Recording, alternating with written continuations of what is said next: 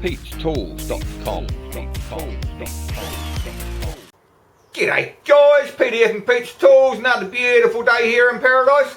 Today I'm going to give you 5 tips to teach you how to plasma cut like a pro. Guys, if you're new to this and you want to learn plasma cutting, I'll teach you the 5 tips that save me a lot of time and energy. Anyway guys, same as usual, you like my video, subscribe, drop me a like, drop me a comment. Don't forget to come see me at Pete'sTools.com, and let's get into this, eh? So this is my nifty little plasma cutter, guys. I've had it for 4 or 5 years, a good little machine. So tip 1, if I was starting from scratch, is your amperage setting here. I wouldn't worry about, how high is it got to be or whatever. When you're learning, just do what I did. Might be right, might be wrong, turn it right up to the maximum. And now we'll do the ear. Rightio guys, this is the ear on the back of your machine. You'll have something like this. It may be on one side or it may be on the other, but it's going to be the same.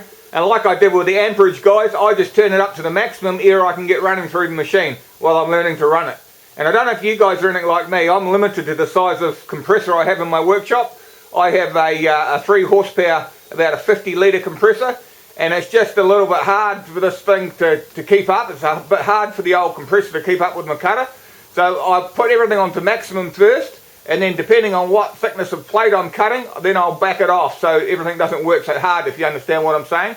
But if you don't know where to start from, you're better off putting your air pressure and your amperage on maximum to start off with. And it'll only be a matter of 30 minutes and you'll get the hang of it, and then you'll be able to drop it back depending how thick, how many mil plate you're cutting or what you're doing. Anyway guys, I hope that makes sense. It's probably as clear as mud, but that is my tip 1. Right, now tip number 2 guys, I know this may sound really stupid, well it will do for people who know how to plasma cut, but for people who are just learning, make sure that you have your assembly here for your consumables in the right way. Otherwise, no matter what you do, it ain't going to cut. And you'd be amazed how many people will email me and said, Pete, I've got like a PT31 torch and it doesn't cut, it just arcs and it does all sorts of crazy things. And then I get them to send me a picture of it, and then they've left a ceramic ring out, or they've done something wrong, or they've put something in backwards. So it might sound pretty stupid, but just double check it, because I've been caught as well. You think you've checked it, and then you go and have a look and say, shit, well I didn't really do that, how stupid am I? Anyway, I'll show you how to put the assembly in for these plasma cutter consumables. So guys, I'll show you the most common torch that we use here anyway in New Zealand, which is a PT31. This has got the cheapest consumables that you can buy on any torch on the market. That's what I've found anyway. So I'll show you how the assembly works on this one. What we have here guys is a double-ended electrode like this. This is an extended version of it. And we also have, for this particular torch anyway, we have the shorter version of it like that. So if your torch looks like this one or like this one, then that's all good. Here we have a extendable cutting tip, which this one's nickel plated, but it doesn't really matter. You have nickel plated, you can have copper, it makes no difference. And here we have a shorter tip, which is the same as this, but it's just the shorter version of it guys. See that there?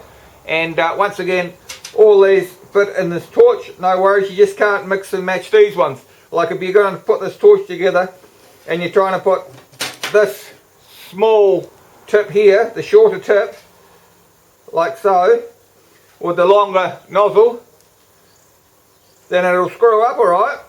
And it screws up alright, goes together alright, looks really good, but there's no way on God's green earth that you're going to get that to cut, because you have the assembly wrong. Even though it looks right, it's wrong, because you've buggered up the distance between the electrode there and the cutting tip head here. So what you need to do, if you're using short electrodes like this, you can use the same swirl ring like that, but you need to use a short cutting tip like that. So you can't mix and match long and short together, if you understand that. So if you put that in there like that, screw that up there like so, then that's awesome, and that'll cut like there's no tomorrow. But just don't mix and match them. Like if you want to put the long ones in there, that's just, the long and the short, the difference to guys is it just gives you a longer or shorter extended cutting wherever you are. If you're cutting into a corner, you probably want a longer one, just gives you a little bit more depth to the cut rather than the shorter one like this. But we'll put the longer one in. So we'll go the longer one here guys, we can put him in like that. We use the same swirl ring on the long or the short, like that. Then we put the long cutting nozzle on like so. And you can mix and match between the copper and the nickel plated, makes no difference. And then we put this on there like so. And as you see here, Now guys, this is protruded out a lot further than the other one was. The other one was down here. You see that there? The other one was down there, guys. So this protrudes out a lot further, and this will cut, no worries as well. And another trick for young players with these torches is this thing here. This pretty innocuous looking thing here. The people put it together and they don't put that in there, it'll never cut without that in there. Even if this has got a little crack in it, it won't cut. So just check this out. These are worth nothing, but if you haven't got it in there, you got one mess of problems, guys. So that's my tip 2 anyway. Now tip 3, guys, when you first start plasma cutting, make sure you're cutting clean steel. Don't go and grab your plasma cutter out of the box and then go and try and cut something like this that you've picked up out the backyard that's been lying there for 6 months in the rain. Because you're going to have all sorts of problems. And you'll go to cut it and it won't cut properly, and it'll spit and it'll bugger up your plasma cutter consumables, and you'll get awfully annoyed and you'll say, this is a heap of junk, and it'll just put you right off. So anyway guys, I'll show you why you don't cut horrible steel like this with it when you're first learning. Once you get going a little bit and you just learn the intricacies of it, and yeah, that's a big word for me, isn't it? Intricacy. And you learn how to use it a little bit better, you know guys, then you can cut this sort of stuff no problem at all. But I really wouldn't suggest that you go and start cutting this sort of stuff, because it rubs you up the wrong way. Anyway, I'll show you. Now this hunk of steel here, guys, is actually not too bad. See how it's rusty? But I've seen people trying to cut a lot worse than this, where it's really got great big hunks of rust and that on it. But even this won't be that flash. And if you go and try and cut this the first time round when you get your plasma cutter out of the box, you're going to be awfully disappointed, because it just doesn't behave the way it should do. Anyway, I'll show you what I mean, guys. So if you see this, guys, it just won't start. It's just horrible, because this is a non-pilot arc torch. In other words, it has to be clean steel for you to start. And if you haven't got clean steel, then you have to clean it off. But I'll try and cut this and show you.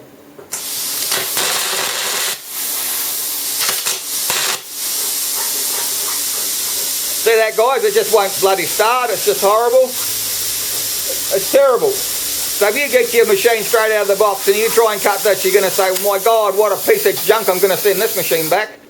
And it'll just spoil the whole effect of plasma cutting, because you can get really good at this in a really short amount of time. And you get really flashy, and you can do your name in steel and all sorts of stuff. But if you get this sort of disappointment to start off with, you know, if you get that sort of disappointment to start off with, it's not a good look. So yeah, so my advice is start on clean steel. And if you can't start on clean steel, just clean it up. I'll clean this one up and I'll show you how it cuts then. So I'm just going to use my air sander to clean this up quickly, guys. If you want to know about these sanders, this thing spins at about 10,000 RPM. Check up the top, I'll put a link. I've got a video about them too. Anyway, we'll just clean this up really quickly.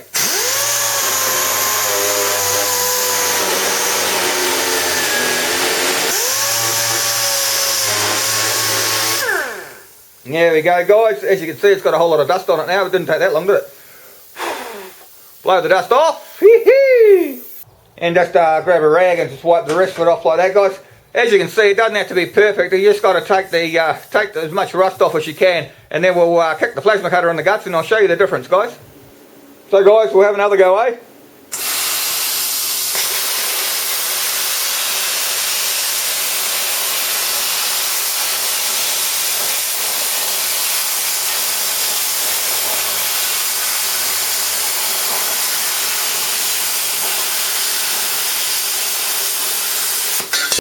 Beautiful. See that, guys? Go from one cut at all to be able to cut shapes like that. It takes a little while to get used to how to do that, but anyone can learn how to do that. I reckon a couple of hours and you'll be away. But that's what I'm saying. Don't try and cut dirty, rusty steel to start off with, guys. Once you get the hang of it a bit, you'll be right. But if you're going to try and cut rusty, dirty steel, just clean it up a little bit first with a bit of sandpaper or whatever. Tip number 4, guys, keep your plasma tips clean. See how that's dirty? It'll just stick to the steel you're trying to cut, and it'll cause you all sorts of problems. So see that here, guys? This is really, really nasty. When you go and try and cut those bits of steel that are stuck on here, sort of grab into the imperfections of your metal, and it sort of makes it jerky, and the more jerky you are, the less it'll cut properly. So just try and keep these clean to start off with. Once you get used to it for a while, you'll realise how to cut, that you won't get them so dirty and so full of crap. So just clean them up a little bit. I normally just do it like this, just a bit of sandpaper, whatever you've got. Just do it like this. Just keep them nice and clean, and it just helps you out when you're first learning to cut, guys. See that? Beautiful. Nice and clean again. So we'll go on to tip 5 now, guys. So tip 5, guys, probably the most important tip of all. Well, they're all pretty good, but this one here has saved me a lot of money when I learned how to do it. Once again, it's really, really simple. But if you don't know where you're starting from, you don't know where you're finishing with your plasma cutting, you got all sorts of problems. Anyway, what I mean by that is, whatever you're cutting, don't start from the centre. Start from the edge. And I'll show you why now. So when we start learning plasma cutting, guys, we've all got a habit of doing this. Starting from the middle, and then cutting whatever we want to cut. Now what happens when you do that is this. I don't know if you can see that on it. You watch this torch very carefully. See that half a second where it blew back into the head of the torch here? What's happening is before it can blow through the steel, it's blowing back up and it's blowing into your tip. And what it's doing to your tip is destroying it basically, because it only takes a millisecond for that heat to hit this before it melts through it, come back up and bugger the end of your tip. And that's a really trick for young players when you're learning to plasma cut, guys. So my fifth tip, guys, is always start from an edge. Because if you start from an edge, then there's no way that this won't go straight through, because it goes straight through the edge and then it keeps on going. And you're saying to me, Pete, well, what if you want to cut something out here? Well, if this is waste steel here, cut in from here, then cut your circle, or whatever you want to do. If you can possibly cut from an edge, cut from an edge, because it'll save you heaps and heaps of money on these things, trust me. And then if you can't cut from an edge, guys, what you need to do is get a drill a little hole where you're starting your cut from, wherever it is, and then put your torch over the hole and then start from there, so you've got the blow going straight through it. And I'll tell you what, that can save you half the amount of tips that you use. It's absolutely incredible. Anyway, I'll show you to cut from the edge. Now you may have noticed me cutting from here before, guys, when I did the first cut. That's because I automatically do it. I don't even think about it now. I always go to an edge. But when you're first learning, you don't. And you do this, and then it costs you a lot of money in tips. And it costs you a lot of money in frustration. You think to yourself, this bloody machine is not working properly. What's going on? But anyway, we all learn at different paces. But I'm telling you what, a couple of hours, you'll learn how to do this as quick as what I can. Anyway, guys, I'll show you.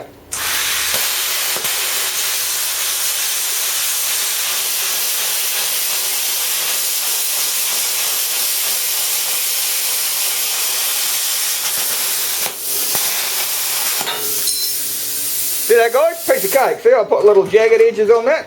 Once again, cut from an edge.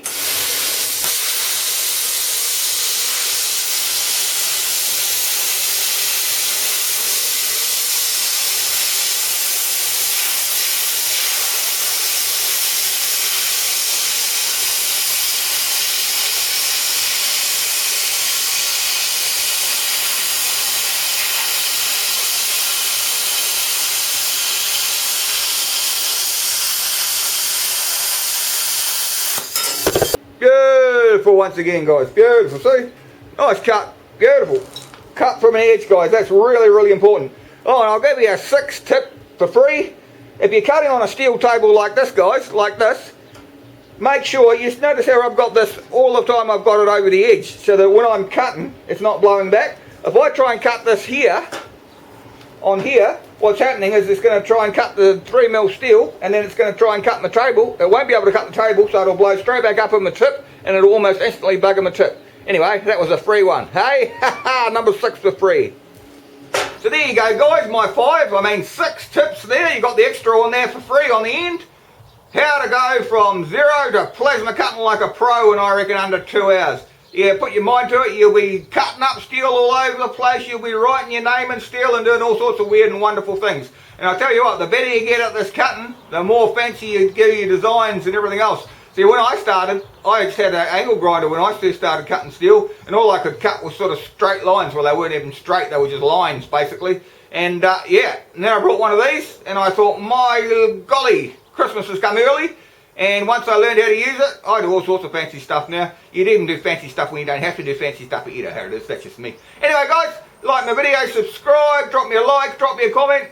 As always, come see me at petestools.com, and we'll see you next time. Bye. petestools.com